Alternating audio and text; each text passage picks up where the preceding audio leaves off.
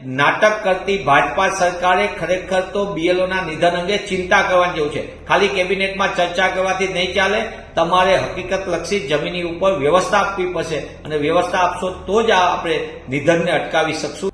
ગુજરાતમાં જે સર એટલે કે સ્પેશિયલ ઇન્ટેન્સિવ રિવિઝનની કામગીરી ચાલી રહી છે, તેમાં જે બીએલઓએ જીવ ગુમાવ્યા છે તેને લઈને કોંગ્રેસે સરકાર પર નિશાન સાધ્યું છે.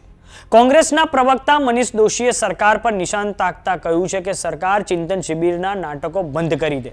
સરકારે રાજ્યમાં જે બીએલઓના મૃત્યુ થઈ રહ્યા છે તેમના નિધન પર ચિંતા કરવી જોઈએ. ખાલી કેબિનેટમાં ચર્ચા કરવાથી નહીં ચાલે. તો દર્શક મિત્રો, ગુજરાતમાં જે સર એટલે કે સ્પેશિયલ ઇન્ટેન્સિવ રિવિઝનની કામગીરી ચાલી રહી છે તેને લઈને આપણા ત્યાં શિક્ષકો ખૂબ તણાવનો સામનો કરી રહ્યા છે. થોડાક સમય અગાઉ મહેસાણા જિલ્લાના સતલાસણના સુદાસણ ગામમાં દિનેશ રાવળ નામના શિક્ષકે જીવ ગુમાવ્યો છે. નમસ્કાર, જમાવટ સાથે હું છું પાર્થ.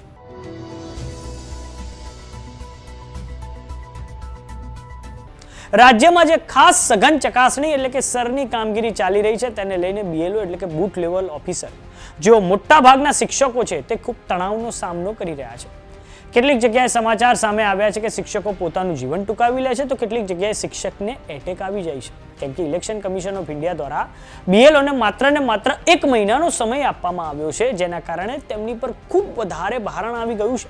તો હવે શિક્ષકોના અપમૃત્યુને લઈને કોંગ્રેસના પ્રવક્તા મનીષ દોશીએ સરકાર પર ખૂબ મોટો હુમલો કર્યો છે અને કહ્યું છે કે ગુજરાતમાં સરની કામગીરીના ભારણને લઈને અત્યાર સુધીમાં 5 થી વધારે બીએલઓએ પોતાનો જીવ ગુમાવ્યો છે.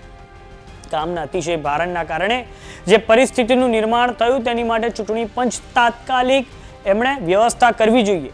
ચિંતન શિબિરના નામે નાટક કરતી ભાજપ સરકારે ખરેખર તો બૂથ લેવલ ઓફિસરના નિધન પર ચિંતા કરવી જોઈએ. ખાલી કેબિનેટમાં ચર્ચા કરવાથી નહીં ચાલે, હકીકતમાં જમીન પર વ્યવસ્થા આપવી પડશે, તો જ આપણે શિક્ષકોના નિધન અટકાવી શકીશું. તો આ સાંભળો કોંગ્રેસના પ્રવક્તા મનીષ દોશીએ સરકાર પર હુમલો કરતા શું કહ્યું છે. સમગ્ર દેશના 12 રાજ્યોની અંદર એસઆઈઆરની કામગીરી, મતદાર યાદી ચકાસણી અને એની પછીની અન્ય કાર્યક્રમો, પણ આ મતદાર યાદી અંગેનું જે કામગીરી ચાલે છે એસઆઈઆરની, તેમાં ગુજરાતમાં 5 થી વધુ બીએલઓના નિધન થયા છે. એક બીએલઓએ તો પોતાની મરણ ચિઠ્ઠી લખીને અંતિમ પગલું ભર્યું, આપઘાત કર્યો. કામનું અતિશય ભારણ, વારંવારની રજૂઆત, બીજી બાજુ કામની દબાણ માટેની અધિકારીઓનું દબાણ, મૌખિક સૂચનાઓ, પારાવાર તકલીફો, નેટ ચાલે નહીં, આ બધી હકીકતથી જાણ છતાં તંત્ર દ્વારા ગંભીર મૌન.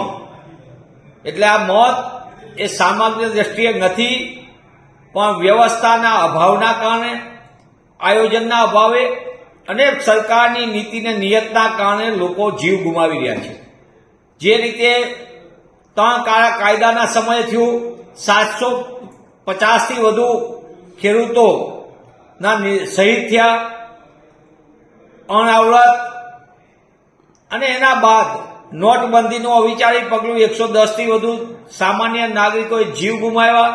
અને હવે આ બીએલઓની કામગીરીના કારણે મતદાર યાદીની એસઆઈઆરમાં 5 થી વધુ અને સમગ્ર દેશમાં 27 થી વધુ આ કામગીરી સાથે લોકોએ પોતાના જીવ ગુમાવ્યા છે. આજે જે મહેસાણાની અંદર જે આચાર્યશ્રીએ બીએલઓની કામગીરી તરીકે ફરજ દરમિયાન જે વાત સામે આવી, એમાં સ્પષ્ટપણે કામના અતિશય ભારણના કારણે રાત્રે એમને હાર્ટ એટેક આવી ગયો. આ ઘણું દુઃખદ છે. કોંગ્રેસ પક્ષ એમના પરિવારને સાંત્વના પાઠવે છે અને આપના માધ્યમથી સરકારને પૂછવા માંગી છે કે તમારા અણઘડ આયોજન, તમારી નીતિના અભાવના કારણે, વ્યવસ્થાના અભાવના કારણે સામાન્ય નાગરિક નહીં પણ વ્યવસ્થામાં જોડાયેલા લોકોના પણ મોત થાય. હવે ક્યારે જાગશે સરકાર? ક્યારે ચૂંટણી પંચ જાગશે? આ સવાલ એટલા માટે પૂછવામાં આવે છે કે કામના અતિશય ભારણના કારણે જે પરિસ્થિતિનું નિર્માણ થયું છે એની માટે ચૂંટણી પંચે તાત્કાલિકપણે વ્યવસ્થા કરવી જોઈએ.